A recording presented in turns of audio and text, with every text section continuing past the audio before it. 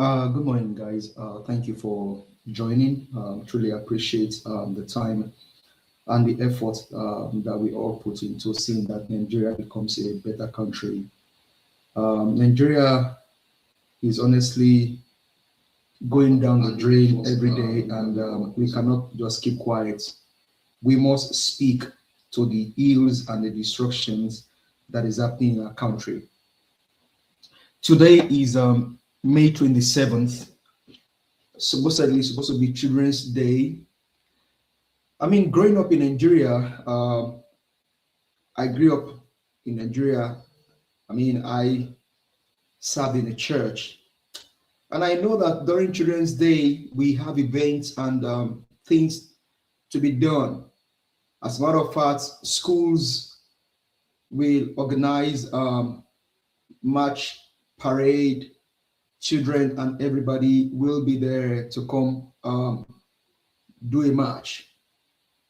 But today, the country is burning, but the leaders are not doing anything. Nigeria is in a state of disruption. Nigeria is going down every day, and the leaders don't care. Children are in the hands of kidnappers. Parents are in pain. How much more are we going to see? The evil people continue to destroy our country. Leaders are not standing for their own people. From political leaders, community leaders, traditional rulers, you have pastors, you have imam. They are not talking. They're not speaking for their own people. Just some days ago, children were kidnapped in Oyo State, my own very state. Children were kidnapped, taken to the forest, including teachers.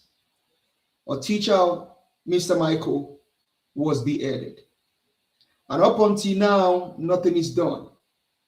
Only to hear the criminal president told Nigerians to pray for terrorists to abandon their evil way. Imagine if Donald J. Trump tells me to pray for terrorists terrorizing America. These guys don't care about their people. Children are celebrating today, but some children are in the forest with the bandits. There are some videos I won't be able to share here because of how horrific those images will be and because of YouTube rules and regulation. Now the children are being tortured, beaten, flogged, and you can see marks on their body after beheading a teacher. And now you hear the governor of my own state, Governor Seyi Makinde, said that he bought surveillance airplane and that the surveillance airplane will be used to survey the forest. And the question here is, what is the importance of the surveillance airplane? Now he told Nigerians that the airplane are already in Lagos, but it will take June for the planes to be in operation. They are killing your people. And it's going to take you June for you to put those airplanes into work. Of what importance is even the airplane when they cannot return a counter attack to the terrorists? We have some couple of videos to play for you people today, for you guys today. Please sit back. Let's watch together. If you're interested in joining the platform, we'll have a link ready for you to come speak. Nigerians, we cannot afford to keep quiet. And to the children at home, happy Children's Day. To the ones in the hands of the kidnapper, we say happy Children's Day, regardless of your condition or your situation. We still wish you happy Children's Day regardless. Nigerians, we need to arise and save our country. Nobody's going to do it for us. We will save our country. Thank you for coming to the platform. Please like, comment, share, and subscribe so that these videos can go viral. Thank you. Let's listen to this video. Absolutely nothing happy about the day. In fact, it's completely miserable. Over 40 people were kidnapped in Oyo State, most of them children, nursery and primary school children. Just so you understand how young these kids are. They can't be with their families. The families still do not know where they are. The last image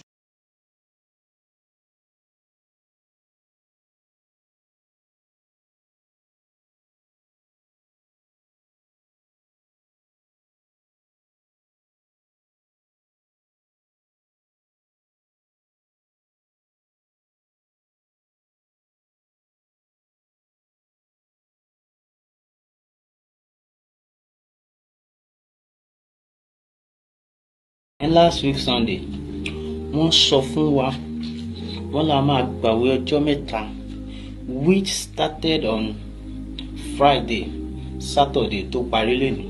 Wọ́n wá ní èní Sunday kò ní sí service throughout this country ní Redeemed Christian Church of God. Wọ́n la máa jáde so wọ́n la máa ṣe peaceful work protest bọ́n ṣe pè nìyẹn pé every church member ní sọ anything a kàn máa gbé placards dání a máa oríṣiríṣi àwọn inscriptions ló máa wà lórí ẹ̀ so wọ́n ṣàfún wa ní àwọn kìíní yẹn. Èmi tiẹ̀ ti múra I have prepared on getting to the church today n tó bí mi nínú jù nìyẹn. Wọ́n wá ní wọ́n tún receive another message lánàá wípé gbogbo rìdíìmù kan má ṣe protest yẹn mọ́ Bàbá Adébóyè. Now, àwọn èèyàn ti máa ń stand against the Church of God. I will never do that because I believe in the person of Jesus Christ. Ṣùgbọ́n nínú ẹ̀yin pastor wa ní Nàìjíríà mi ò ní ẹ̀fà gbà yín gbọ́ nítorí wípé tí Ọlọ́run sọ ọ̀rọ̀ Ọlọ́run lèmi máa tẹ̀lé. Nítorí wípé the wife of the president of this country Olúrẹ̀mí Tinubu ó jẹ́ pastor Redeem. Wọ́n gave order ẹ̀dẹ̀ stop protest yẹn. Bàbá Ọlọ́run á bí yín. CAN president Ọlọ́run á bí yín. BFM president Ọlọ́run á bí yín pé báwo lẹ ṣe ṣe. Ẹkún gbọ̀n mi ní church lẹ́nu. I am a teacher. Ẹ wọ́n ṣe behead teacher ní Ọ̀yọ́ state l'Ógbómọ̀ṣọ́. Ògbómọ̀ṣọ́ is very close to us here. We are no longer safe. We are doomed. The church is finished. The ministry is finished. Everything is finished. Ẹ ti fi ọ̀rọ̀ Ọlọ́run ẹ ti fi tú wa jẹ. Ẹ ń gbà lọ́wọ́ àwọn aláìní, ikú ń pa àwọn aláìní yẹn ẹ lè jà fún wọn. Ṣebí ẹ wà influential. Kí ló dé tẹ̀ ló influence yín yẹn? Kẹ́ fi save àwọn poor masses. Now I've come to believe what they said about you ministers of God. Most of you are very corrupt. Bàbá Ọlọ́run á bí yín. Ọlọ́run á bí gbogbo yín pátá gbogbo ẹ̀yin tẹ́ jádárí ẹ̀sìn wa wọ́n pa wá à ń kú. Ṣebí church ló yẹ kó jẹ́ safe place táwọn èèyàn máa sá lọ. But church yẹn ń sìn ó ti gbà bọ̀dẹ̀. Ẹ ti jẹ́ kó gbà bọ̀dẹ̀. Ẹ ti báṣẹ́ ìránṣẹ́ Ọlọ́run jẹ́ ẹ báṣẹ́ ìránṣẹ́ Kristi jẹ́. Gbogbo ẹ̀yin pastor yẹn mélòó nínú yín ló jáde sọ̀rọ̀. Bọ́n ṣe pààyàn l'Ógbómọ̀ṣọ́ nọ́ọ̀sì mọ́dà yẹn àti ọmọ tí ò tọ́dún kan yẹn ṣì wà nígbó. Ọlọ́run á bí yín. Àwọn wo lẹ̀ ń ṣèjọ lé lórí? Àwọn wo lẹ̀ ń ṣe ministry lé lórí? Ikú ń pa wọ́n ẹ̀ẹ́dẹ̀ sọ̀rọ̀. Wọ́n ń pa wọ́n lójoojúmọ́ ẹ̀ lè jà fún wọn. Wọ́n ní kí Redeem ṣe protest bàbá. You stop that protest Bàbá Adébóyè. Láti ìgbà tí mo ti wà ní kékeré ni mo ti like yín. Mo máa ń ka even kó tó di pé mo di Redeem gbogbo àwọn devotional stuff tẹ́ máa ń ṣe yẹn mo máa ń kà. Ṣùgbọ́n tí ẹ ṣe.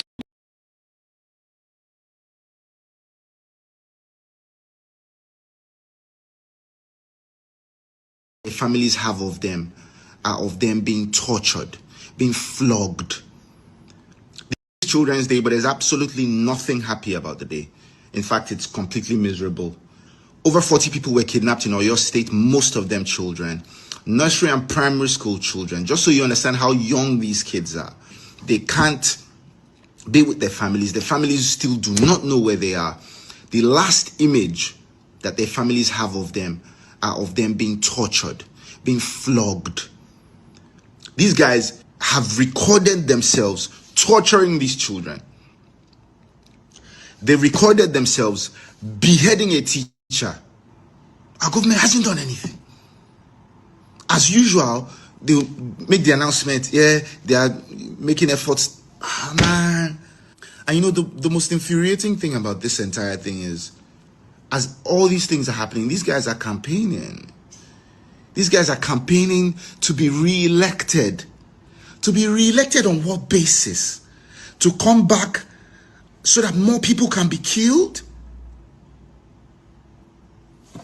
And there are people among us, supposedly educated, supposedly enlightened, that are openly supporting them. I don't know. Look, I can't pretend to have all the answers. I can't pretend to have all the answers, but I know for sure that keeping quiet, carrying on business like nothing is happening is definitely not the answer.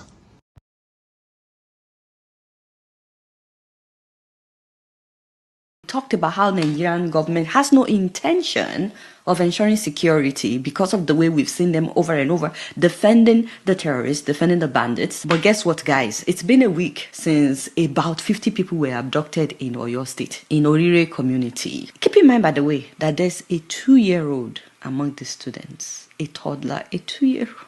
God, I'm sorry, I have a 2-year-old. Ooh. Already we've seen a video where one of the teachers was beheaded. I don't understand why our leaders have no conscience whatsoever. Like, it doesn't make sense. They don't even act as if someday everybody will die. They don't. It's like they have no empathy. Now, I wanted to talk about the fact that the governor of Oyo State apparently went to China last year, talked about how they are getting this high-tech, expensive surveillance drones. 2 of them, 7 billion naira, more than $5.6 million.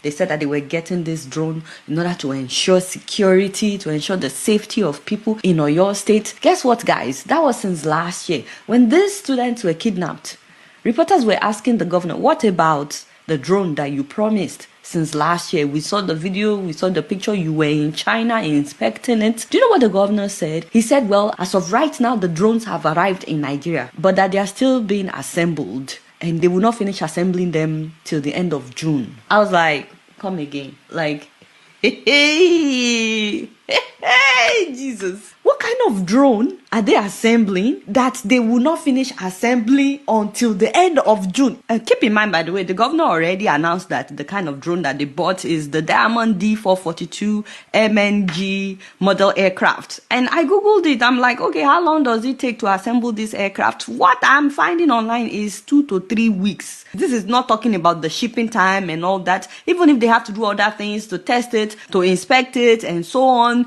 maybe those ones take another 2 weeks. I don't know, but they've been on this thing since last year. By now, it should be done. Even aircraft, you can Google it. Final physical assembly of a commercial aircraft takes anywhere from 1 to 12 weeks to assemble a whole aircraft, which means they may finish it in 2 weeks. It may be 8 weeks, which is 2 months, but the most will be 12 weeks. I'm not talking about the time it will take to order, to deliver, the time it will take for certification. I'm not trying to downplay the work that needs to be done, but I'm just saying it doesn't make sense. How many months will it take for us to assemble surveillance drones? And it's not like they just started assembling it. The man has purchased this thing since last year. He said it's already in the country. So we don't even know how long they've been working on it. How are we sure it will be ready at the end of June? Do these children have till the end of June to be rescued? Do the remaining teachers have till the end of June to be rescued? Let's just assume, I'm not saying it is, but let's just assume that it is the governor's children that were kidnapped. Will he be holding a press conference telling us that the drone will be ready by the end of June? It's just a question. Nobody is wishing him bad things. I'm just asking, does that mean that these children will not be rescued till the end of June? In the meantime, can't the federal government intervene? Doesn't the federal government have already assembled drones that they can lend them in Oyo State? Like, is Tinubu not bothered? Why do we have to wait till the end of June? I was reading the statement by the governor, and he said that engineers from China are expected to complete the final installations within weeks. So that means we are actually not the ones assembling this thing. I don't think we know how to assemble something that we want to use. So do we even know how to use it? Because now, not only did we import this thing from China, we have to import engineers from China. What happened to our own engineers? I don't understand. I'm just short of words, guys. Now we have to work with the schedule of the engineers in China, and they don't see any urgency. Their children are not the ones kidnapped. Honestly, I don't even know what to say. You know, stories like this, it keeps me up at night.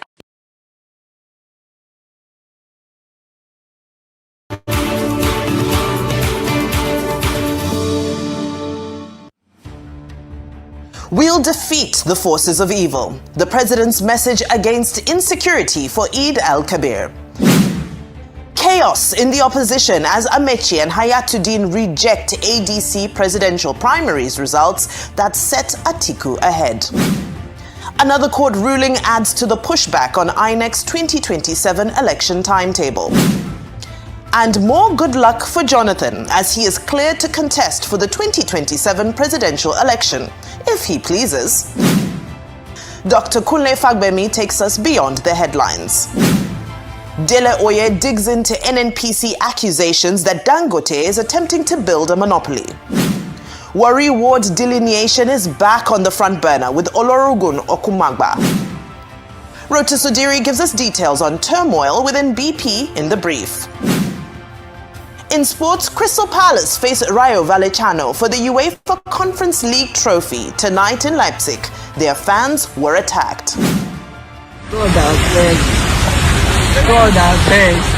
Floods take over the streets of Abuja and a milestone as we celebrate Rosalind Ogunro on What's Trending with Ojiokwe.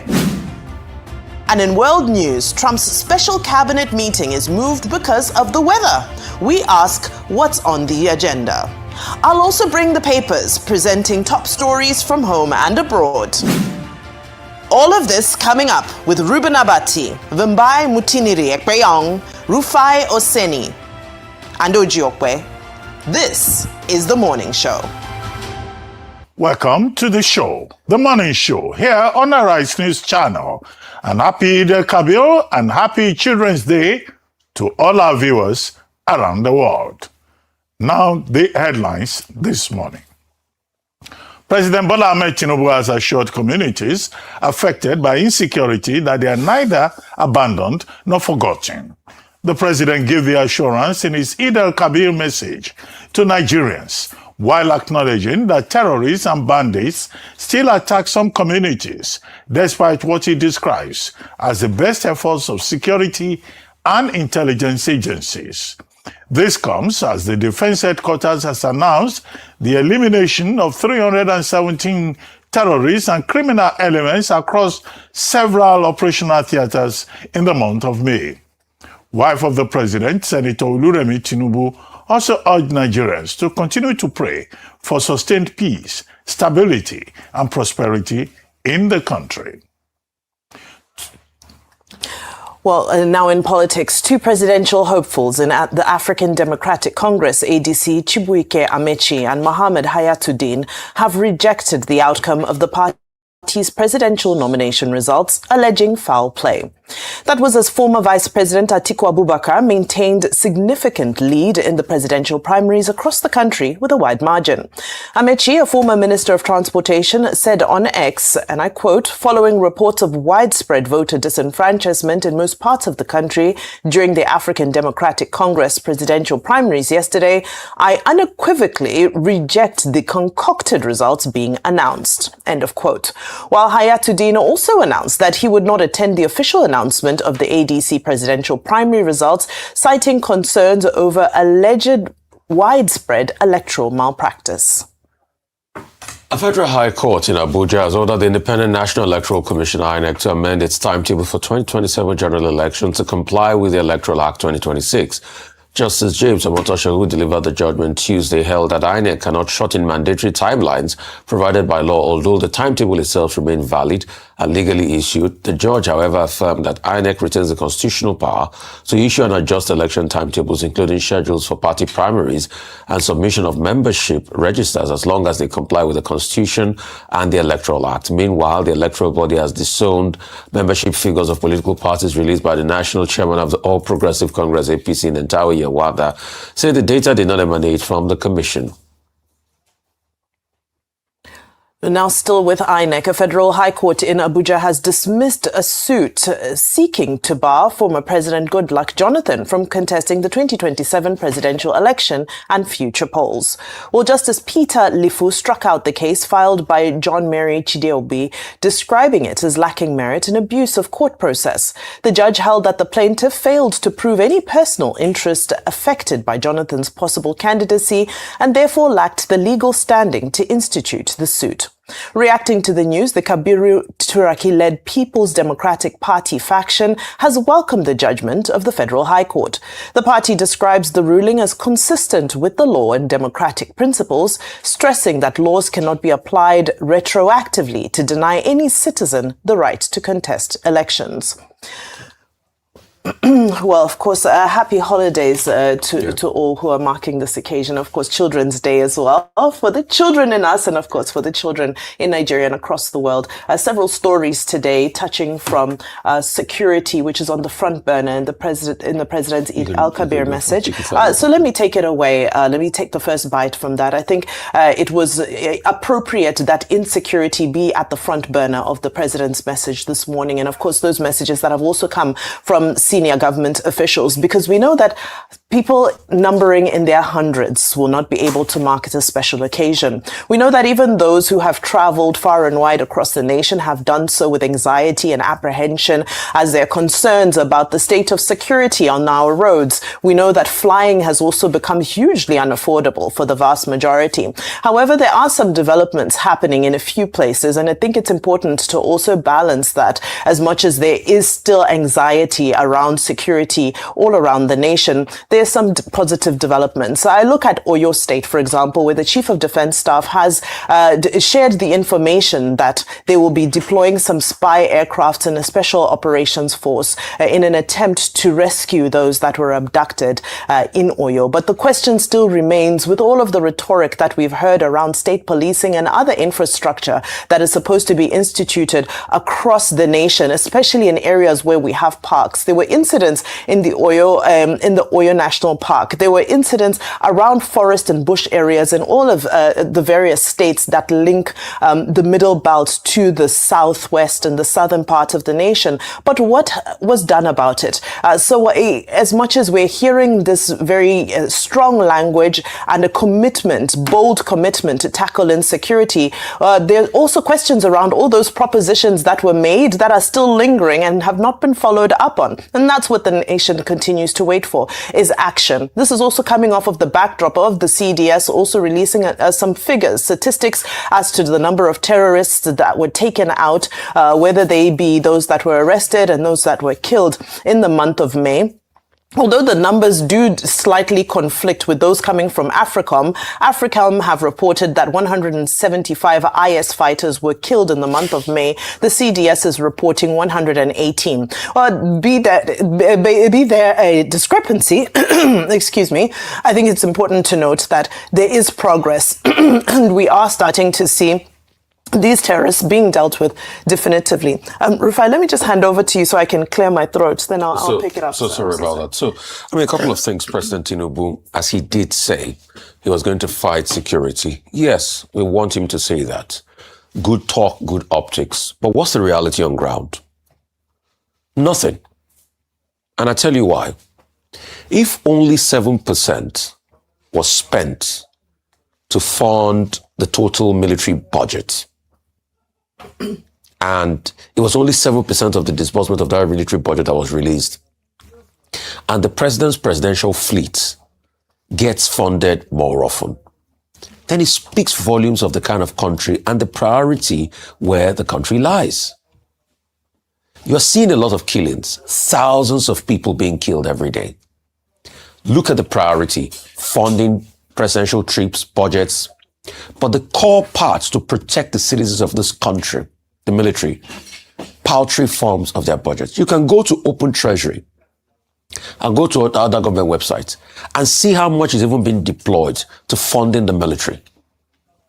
When Justice Crack talks about the parlous situation of the military, we complain, we incarcerate him. Today, he's having a case now with the DSS back and forth. But the question we should ask the government is, have you done your part? President Tinubu said all this while that all the savings for subsidy will be deployed to be able to help the Nigerian people. Does it feel like it? It doesn't feel like it. Because we are seeing less funding to the military to protect the lives of people. We are seeing things like the presidential fleets taking more funding and more priority. And we are seeing on Children's Day that children are still kidnapped in the forest on Children's Day. I mean, how do we even celebrate Children's Day? How do we even come here to say Happy Children's Day? For over 2 weeks, kids are still kidnapped. A teacher was beheaded. The family is still trying to get the body, at least to give that teacher the dignity of burying them. Teachers in that local government are in protest. Probably they will not be able to go back to the school because of the collective trauma. How much are they being paid in the first place? Yeah, the government can say we've killed XYZ terrorists, but can the government truly account for people that are in the bushes that are being kidnapped today? All we are asking is meet rhetoric with words. Don't just say, we're going to stop it. We're going to fix it. Fix it. Let those kids come back home. Let the teachers come back home. And other people that are being kidnapped in almost every area. Kwara has become a hotbed. Oyo has become a hotbed. Every area you can ever think of has become a hotbed. It's now a pressure cooker thing for us in this country. But we are not seeing corresponding effort by the government. We're just hearing rhetorics because we are not seeing priority in the budget lines. If we are not funding the military enough, and we are funding our presidential fleets with the president's trips, then it speaks volumes about the country. Look at funding to healthcare, parlor states. So as the president wishes us happy Eid, holidays and all of that, we should ask what is he doing on his own part to be able to fix things and make things work. I think those are the pertinent questions we should be able to ask. Kids are in captivity and kidnappers' den on Children's Day. Let that sink in. This is the fact. It's not emotions. Nigerian child is in the kidnapper's den on Children's Day. It speaks volumes about the country. Secondly, other topics that I will quickly jump on this morning. It's about the court ruling. And I think Justice Moses Osho has also, reiterated an earlier court ruling, for the Youth Party, talking about the various sections of the Constitution. Yes, timetables and all of that, but it must be in consonance with the electoral laws. And that's why I was a little bit at sea when INEC filed a response and filed a stay. Because I know from the 2023 elections, the word out there on the street is that if it's not in the electoral law, if it's an INEC guideline, it will not hold water. That was why the conversation around the electronic system was flawed in 2023, because most of those things were guidelines.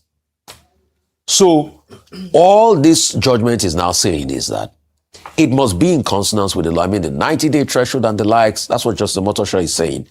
So these are two judgments that are ringing across that path. We'll see how INEC equally will react to this judgment. And I'm happy that INEC has been able to come out to say that all the numbers given out by the entire year were there are not from the commission. So they dismissed those numbers. So only God knows where we got those numbers from. Only God knows the claim of all of these political parties. And it takes me back to what happened. The sham and what's it called, ADC primaries, are said by Amechi, are said by Ayatollah. It was a prediction I made long ago that this will be the albatross. When they do their party primaries, they are going to split. Before then, Peter Obi had already split. But now you can see discordant too. So obviously, going into the elections, the ADC will not have support of an Amechi or an Ayatollah because they have rejected the elections and they have rejected the electoral process. I mean, I'll come back to you. You can finish up and I can finish up. Go ahead. All right, yeah, Sorry. we're having health hazards here this morning, but let me just piggyback off of where you are before we hand over to Dr. Abati, which is issues transpiring around elections. Now, this ruling is important because in INEC's appeal, they had filed that the Youth Party's own application to the court had been academic or hypothetical. But when we look at the ADC primaries, it looks like it has now gone beyond that, because some can argue that the short timeline in which opposition parties were given to prepare for their presidential primaries, especially direct primaries, has been injurious to them being able to execute their processes to the best of their ability. Bolaji Abdullahi had made a comment and he'd said that the party was being forced to create INEC level of logistics in order to be able to execute the direct primaries. And that's exactly what's involved. So we now have to ask ourselves whether it's actually feasible for a party that's not a ruling party to be able to conduct direct primaries in 8,809 wards of Nigeria satisfactorily, when we know that when INEC conducts a general election on its own, it has its own challenges and flaws. Notwithstanding, of course, some of the allegations are around intentional malpractice and intentional manipulation. When you look at the numbers, however, there are several questions that one would ask, especially around the numbers being bandied around party membership figures. The reports state that the tallies as of when the collation had concluded yesterday gave Atiku over 1.3 million votes, with Amechi coming in second for now at 248,000 votes. We have 22, I believe 22 and FCT states that have been announced, and in those, Amechi has been able to clinch 2 of the states, being Akwa Ibom and Ebonyi State. Everything else has been swept up by Atiku, and no states yet for Hayatuddin, although he performed quite closely according to those results in the FCT.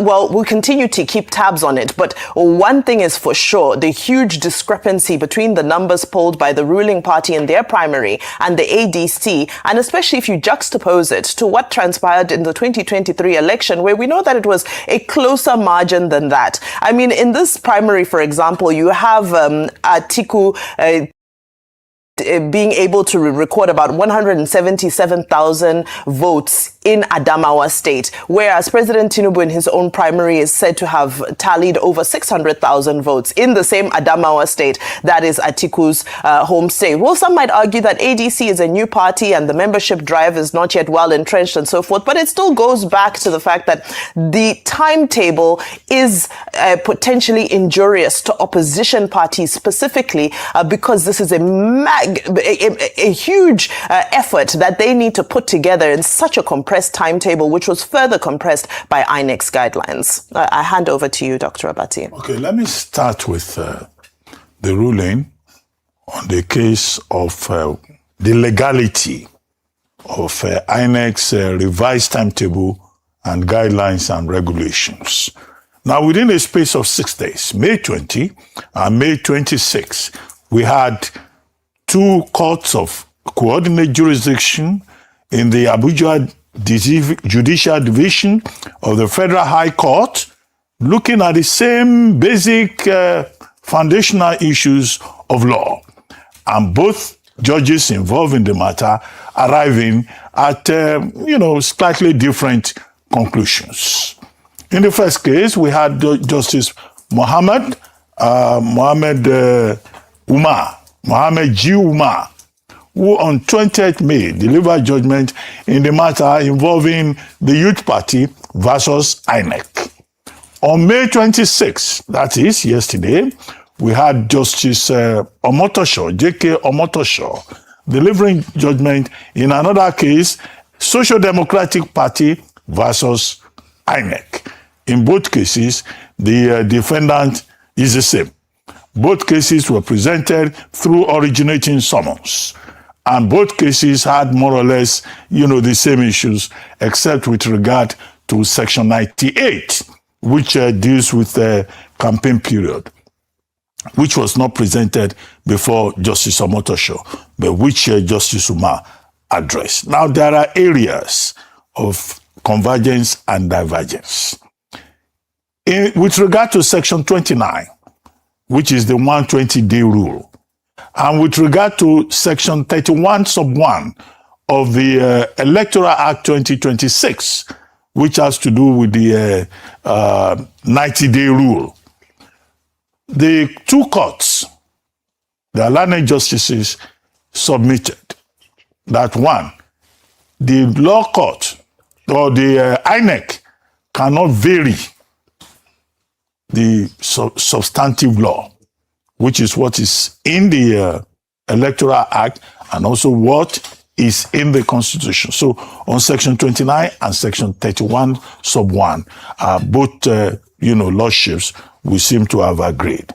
But they also did not agree in some other areas.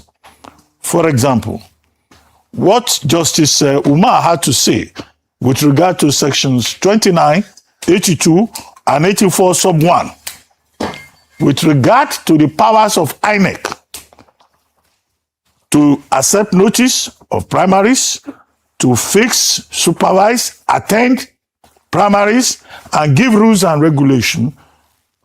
Justice Umar said that no, INEC erred in prescribing that. So he gave a wholesome condemnation in that regard. But Justice Omotosho, relying on paragraph 15, item F of the text schedule of the Constitution, section 285, sub 14 of the Constitution, and section 151 of the Electoral Act, says that to the extent that INEC is the one to oversee, is the umpire, it has absolute rights under the law to define all of those parameters rejected by the Court of Justice G. Umar. There was also controversy, or difference, let's say divergence, on section 32, which talks about the 60-day minimum that is prescribed by the law. Well, Omotosho J has a different view. He is saying that what the law says is at least 60 days when you can make all your submissions, whether it is August 14 or September 16. In one of the judgments, September 19 was quoted.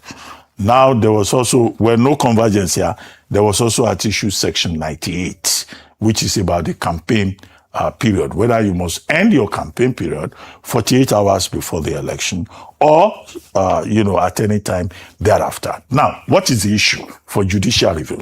It is simply that you have the same subject appearing before two justices of the Federal High Court in the same division, arriving at different conclusions on some of the contentious matters. That in itself creates uncertainty. It introduces confusion. It now means that there is an urgent need for clarification. What is the position of the law?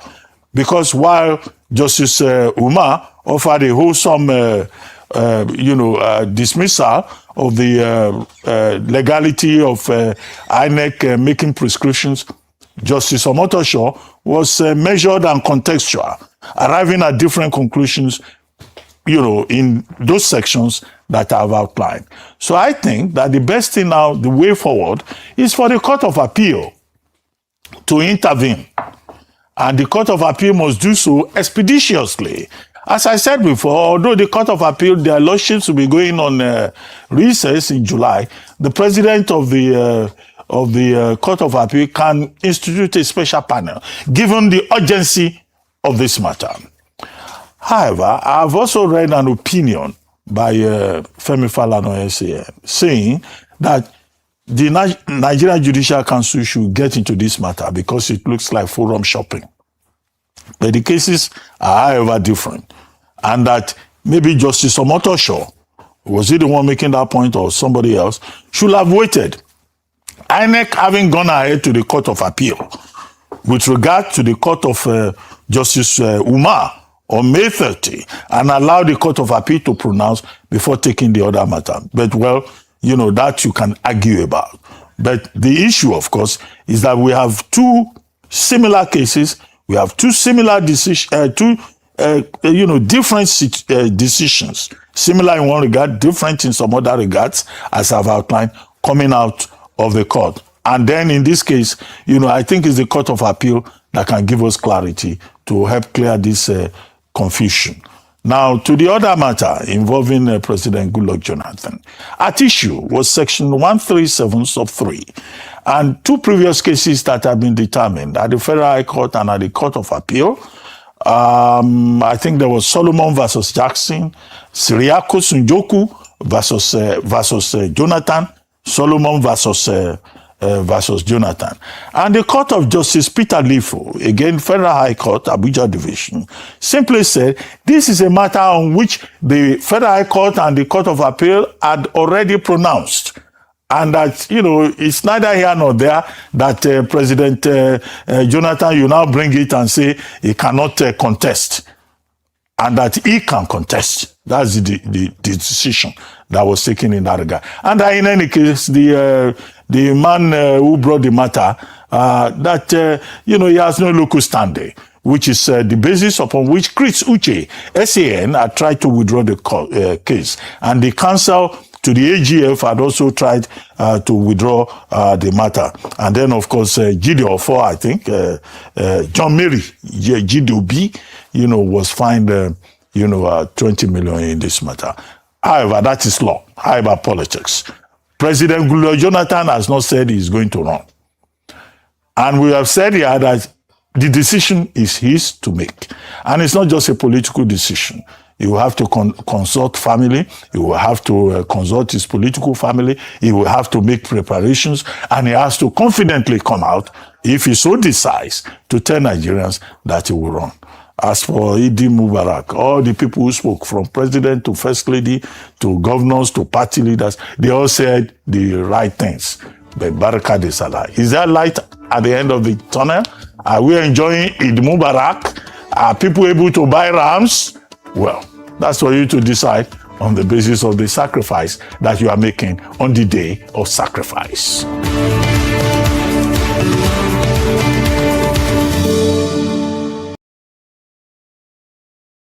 To all the precious Nigerian children who are currently celebrating this Children's Day with terrorists and kidnappers in the forest. Happy International Children's Day to all Nigerian children, particularly the children who have been forced today to be celebrating Children's Day in the forest with terrorists and kidnappers.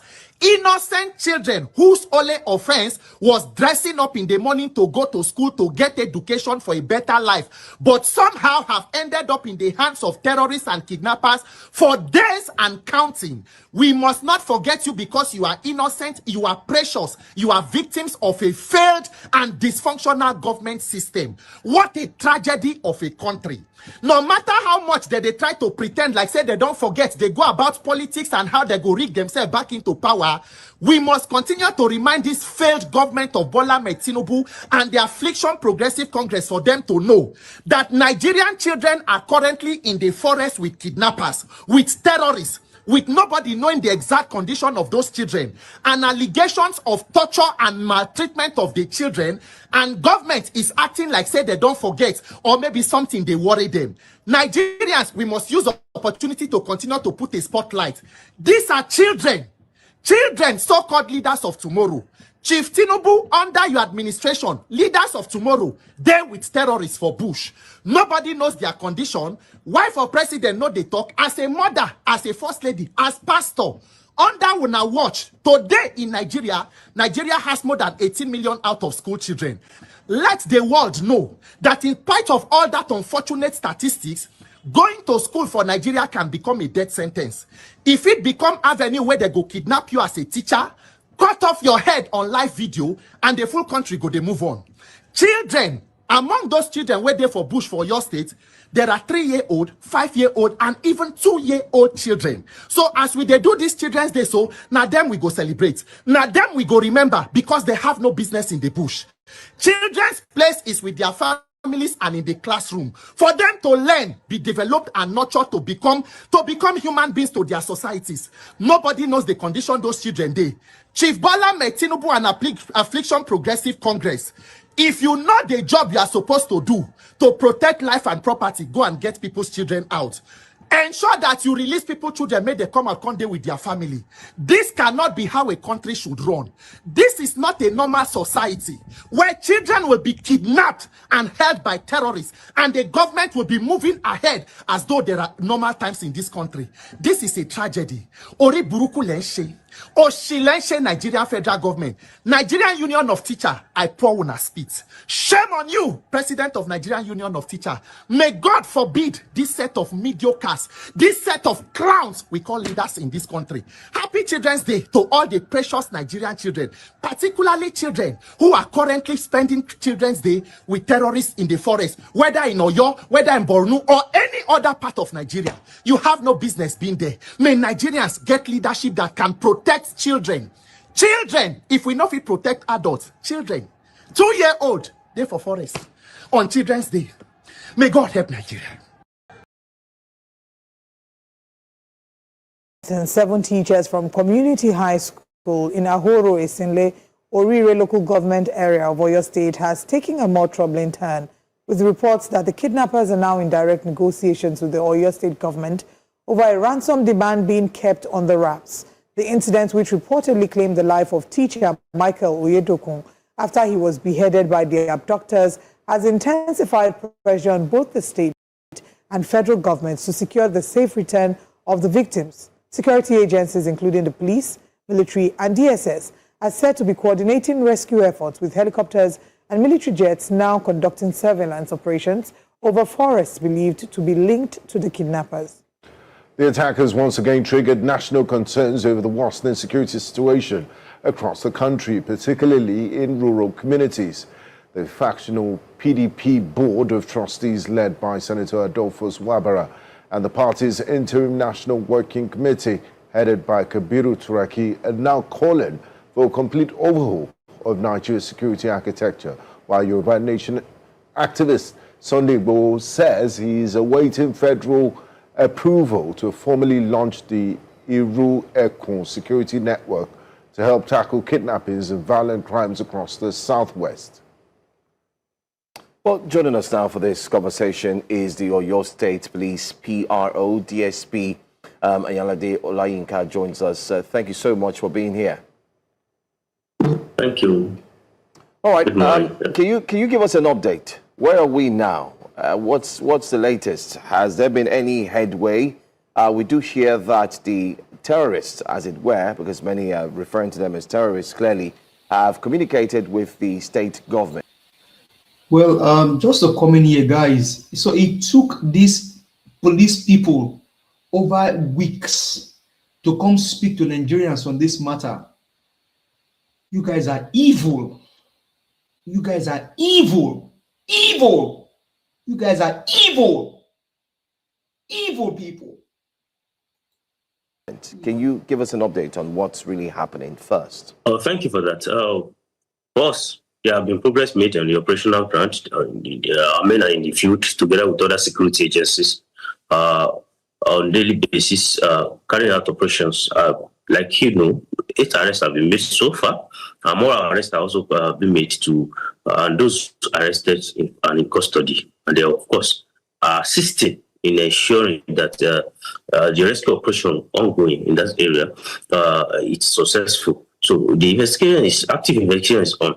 As for whether they have been contact with the state government, I'm not a spokesperson for the state government, so I wouldn't know how to react to that. But for me, we as a security agency, we are carrying out our operations, and the Commissioner of Police, CP Abimbola Ayodeji Olubenga, PSM and IPS, have directed that no efforts should be spared in ensuring that the safe return of these kids. Thank you very much for that. And we definitely are aware that you're not a spokesperson for the state government, but we need you to help us clarify, because the information we have received is that the terrorists have refused to negotiate with anybody but the government. Is why we need some clarity, and we know that the police is very actively involved in the investigation. So is that position correct? The police is very involved in the operation. For negotiation, the Nigerian police force do not participate in negotiation of any kind. Of course, in cases like this, we are not part of any negotiation. So I'm not sure. Of course, I don't know where you get your facts about ransom being negotiated. I'm not aware of that. But all I know is that we set up a joint operational room at the police headquarters here in LA, where all service commanders monitor the activities on the ground. And I can assure you, the boots on ground are doing well, and we don't know the distance that we have these kids back on earth.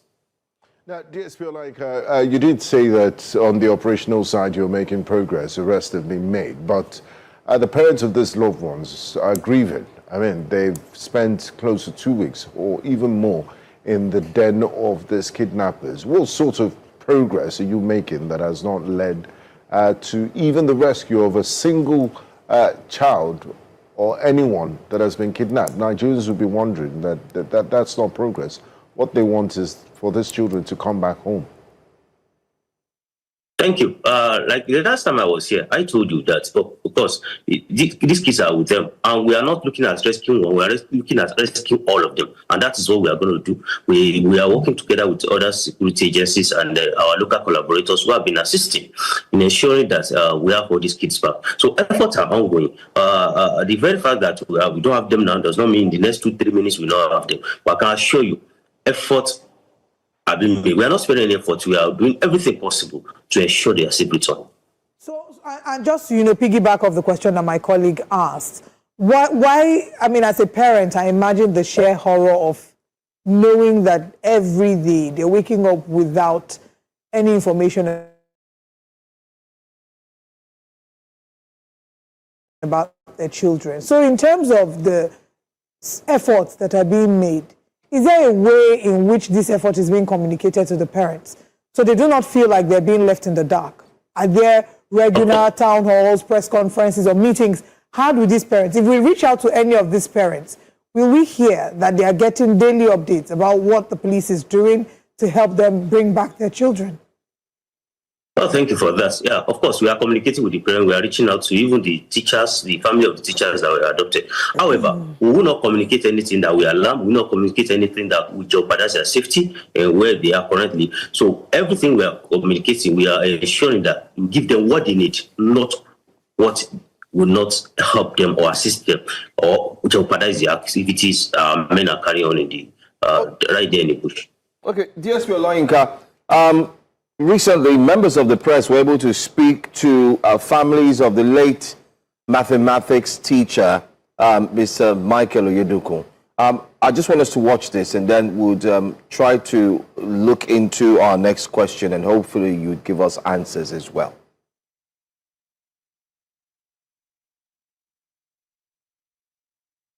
When things of this happen, they should contact the family members. That place, going there is strenuous enough. When I was there, I was crying in the car that, so this way, my wife is coming all the way from this place. Anytime she comes, she's complaining of back pain. So the other day that they have to rest is just useless. Because you have to relax from the pains of... So she go every day? But which day of the week did she go? Monday, Wednesday, and Thursday. From?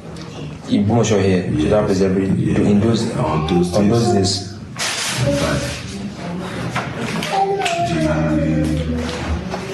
But the quarters they have for them, maybe more that has been old without security. So we want to beg the government to please think of others. I think that 5 teachers were except the one that something bad happened to. So they should reach out to them, see how they are feeling, not that they are just left on their own to just manage the situation.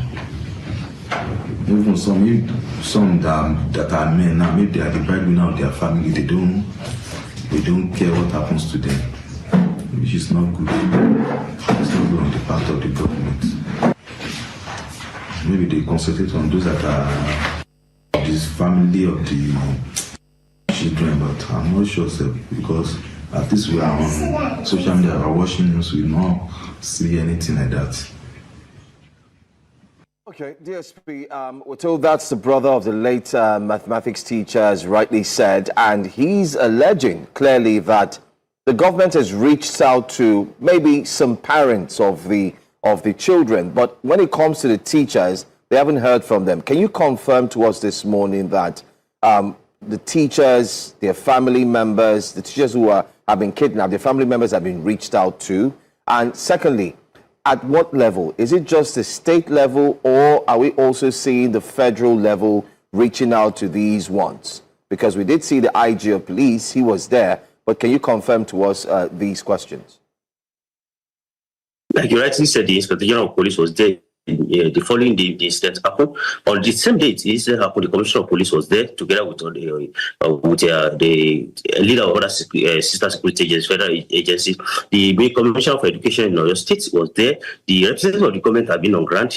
Even in the theater of operation there, the representatives have been there, and they've been meeting with the family. Of course, I cannot independently verify what this individual have said, but I can assure you, both at the federal level and at the state level, we've reached out to the family. We've been talking to them, and we'll be giving them daily updates. But like I told you earlier, we do not give information that we believe will not assist the family or will jeopardize the ongoing operation. So, but we'll be reaching out to them. We'll be reaching out to them, both at the federal and the state level. The state government have been, the men are on ground there. They have always been talking to the family of both the teacher and the students that are in captivity.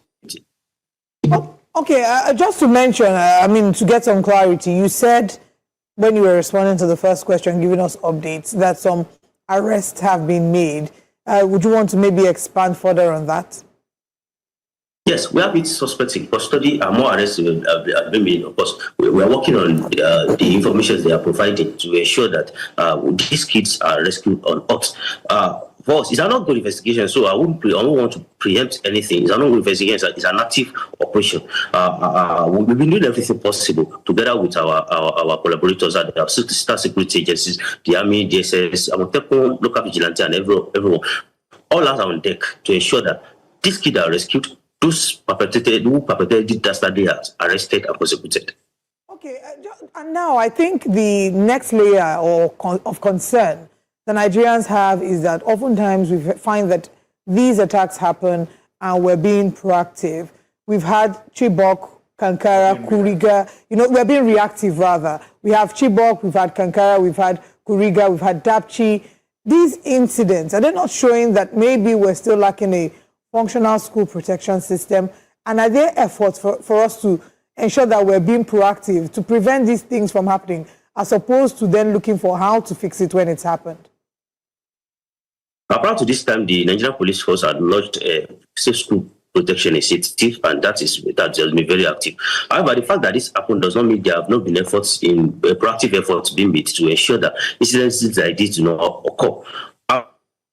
However, the Commissioner of Police have directed that a total review should take place as soon as this operation is over, as soon as they are rescued on foot and they are united with their family. That the intelligence gap that have led to this must be properly audited and questions asked as to know going forward, as to know that what we're doing to ensure that this does not happen again. And I can assure you, going forward, this will not happen again. Now, DSP Olayinka, we're in the southwestern part of Nigeria, and there are community efforts that assist the police. One of such is the Amotekun Corps, which cooperates with the members of the Nigerian police. And we've also seen, because of this repeated attacks, there's been more calls for state policing and even private individuals. One of such is Sunday Igboho. He's calling for the proposed Iru Ekun security network. Should Nigeria formally expand community-based security structures, or is the Nigerian police capable of, handling this sort of situations alone? The Nigerian police force is capable of maintaining security in Nigeria, but I will tell you that the Nigerian police force will support any agencies or any agency that is formed out of the National Assembly. As to our discussion about police, I don't think that discussion is right for me, but of course you can take that to work with the first PRO and first secretary. All right. Thank you very much for joining us this morning. We hope that the next time we speak with you, we'll have updates in terms of it being positive that our students and the teachers have been reunited with their families. Thank you for joining us this morning. Thank you.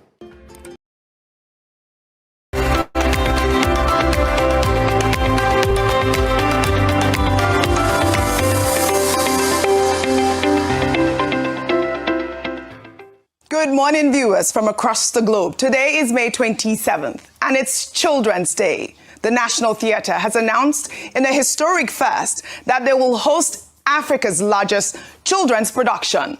President Bola Ahmed Tinubu has sent a powerful Eid al-Kabir message to Nigerians and US-Iran ceasefire is hanging by a thread after Iran shoots down a US drone accusing Washington of violations. Let's dive right in. I'm Oji Okpe, and this is what's trending.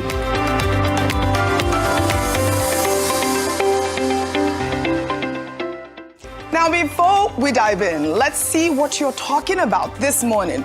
We've been tracking conversations on X, Facebook, and our YouTube live feed, and of course, Leke. And 3 stories are dominating your timelines right now. And at number 1 is Peter Obi declaring that if votes aren't properly counted, he and his supporters will count them themselves. At number 2, we have FCT Minister Nyesom Wike dropping a bombshell alleging that Rivers State Governor Sim Fubara agreed to resign as part of a deal to halt his impeachment. And at number 3, we have controversial Islamic cleric Sheikh Ahmad Gumi revealing he was turned back from Saudi Arabia at the airport and denying any links to terrorism. Now, here is where you come in. Join the conversation. Use the hashtag What's Trending with Oji Okpe. Comment on our live feed. And, of course, Leke. Tell me, which of these stories matters most to you? Because for the next hour, we're going into everything that has Nigeria and the rest of the world buzzing, but fast. Let's take you around the world. From Iran, shooting down a US drone, threatening to shatter a fragile ceasefire, to Naomi Osaka turning the French Open into her own personal runway. Here's a recap of some of the stories that are trending across the globe. The fragile US-Iran ceasefire is hanging by a thread. Iran's military on Tuesday shut down a US drone accusing Washington of violating the ceasefire with overnight self-defense strikes on southern Iran. Iran's supreme leader warned that Gulf nations will no longer shield US military bases in the region as the Iranian negotiating team returned to Doha for peace talks. US President Donald Trump insists negotiations are proceeding nicely. The world is watching and holding its breath. The ADC presidential primaries are in turmoil. Rotimi Amechi on Tuesday rejected the results, describing them as concocted and alleging that 80% of party members were prevented from voting. Fellow aspirant Mohammed Hayatuddin has also rejected the process as Atiku Abubakar is declared winner. The party that sold itself as the clean alternative has ended its primary in chaos. As Muslims across Nigeria and the world celebrate Eid al-Kabir, President Bola Ahmed Tinubu has issued a message of hope and a bold declaration. The president announced that Nigeria's difficult economic phase is over. Drawing from the spirit of Eid al-Kabir, the president called on Nigerians to rise above ethnic and religious divisions while vowing that all forces of terror and banditry will ultimately be defeated. In Saudi Arabia, a breathtaking sea of faith, nearly 1.8 million pilgrims have converged on the plains of Mount Arafat for the Wukuf, the sacred standing at the spiritual heart of the Hajj pilgrimage, under a scorching desert sun with temperatures soaring to 40 degrees. White-robed worshippers gathered at the very spot where Prophet Muhammad delivered his final sermon. This year's pilgrimage takes place against the backdrop of a fragile ceasefire in the Iran conflict. But for those on the ground, the focus is absolute, standing in prayer, united by faith. At the Vatican, Pope Leo XIV's manifesto warning that artificial intelligence must be disarmed from logics of domination, exclusion, and war is sparking controversy. His first encyclical Magnificat Humanitas frames AI as the new industrial revolution, calling for stricter international regulation of tech companies and demanding AI be freed from military interests, the most powerful religious institution on earth, drawing a clear line: humanity first. Artificial intelligence needs to be disarmed. The word is strong, I know, but deliberately chosen because this moment needs words capable of attracting attention, awakening consciences, and indicating paths forward for humanity. In sports, a black corset before dramatically revealing a shimmering gold sequined Nike dress underneath, inspired by the Eiffel Tower at night. She then dominated Germany's Laura Siegemund, advancing to the second round, and Naomi Osaka. Good morning, Dr. Abati. Good morning, Vimbai. Good morning, Rufy on Fire. Obviously, that made headlines across the globe. Dr. Abati, what did you call it? Shine. It's not sequin. Yeah, It's okay, sequin. it's simple English. Shine. Exactly. But, you know, she said she was worried that she was going to blind the umpire. But I mean, it was beautiful to see because, of course, you know I love fashion. But one of our headline stories, Dr. Abati, was the Pope declaring that AI should be, you know, exterminated, basically. Well, I mean, the Pope delivered his first encyclical, 42,300 words. And two major things that stood out of that. One is apology for the role that the church played in the cause of slavery. Yes. And I think you brought that up yesterday. Yes. And then, you know, the other thing that he talked about was AI, artificial intelligence, where he expressed concern that AI has to be regulated and that government must put in controls, because the way humanity is going, AI, artificial technology, is going to constitute a threat and lead to the evolution of dangerous weapons that will be of more serious threat, that will be beyond human control. And you know, the Pope Leo XIV has always been talking about peace, which led to conflict between him and the American president, President Trump. But when Rotus brought it up during the brief segment, I wanted to say, well, you say Ines, South Korea, you know, the share price is doing well. Micron in the US is also doing well. So the AI technology is expanding. And so could the Pope be possibly right? But the Interior Secretary of the United States, Bugum, I think that's his name, he dismissed the Pope. He said the Pope doesn't know what he's talking about. But the most prominent Catholic in the United States, J.D. Vance, you know, also intervened and said, well, the Pope is just drawing our attention to the moral threat of artificial intelligence. Yes. Now that in some countries of the world, robots are now doing analysis on television. Maybe one day will come that we will have to go home and artificial intelligence will take over, discussions on television. It's inevitable. This is, you know, the future. I know you were nodding saying, Do you believe that AI should be disarmed as well? Absolutely, because I mean, disarmed in the sense that if you look at all the global conflicts, the major global conflicts right now, they're driven by AI. It's not soldiers and boots on the ground. It's all these drones and ammunition that's technologically driven. So definitely disarmed, not extinguished, but disarmed, meaning let's make it a non-violent type of technology. So not extinguished, but No, okay. but just not, it shouldn't be driving wars. His encyclical was quite detailed. It was really more about, very first removing it just from to the add system. that they're already using AI to represent you on social media. They've used it for Rufai too. Yes. I saw my first one. They've done it to you badge too. of honor. Yes, they did. I said, I end up selling anything. Yes, this is the future. This is the future. All right, Rufai. We've taking you around the world. Now let's bring it home. Reactions are trailing new videos trending on social media from NDC presidential candidate Peter Obi's speech at the NDC aspirants dinner on Monday night in Abuja. Addressing the crowd, Peter Obi declared that the NDC was determined to build a political institution founded on service, fairness, inclusion, and internal democracy, rather than personal interest and transactional politics.